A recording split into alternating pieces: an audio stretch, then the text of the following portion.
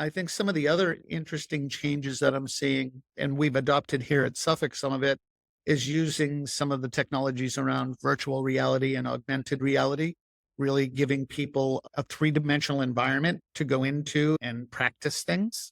And I'm starting to see the horizon around artificial intelligence as being kind of the next place we'd be going. But it's really that kind of that technology swing. The other interesting thing that I think, Leanne, is that even with all of this technology and being able to do things in a different way for people who are more geographically spread out or dispersed, there still seems to be a large degree, in my opinion, of instructor-led, whether it be virtual instructor-led or in classroom instructor-led, that's on demand in most organizations. So it's not an either or, in my opinion. I really think it's an and with every technology, it just gets to added on to everything else that we've done before.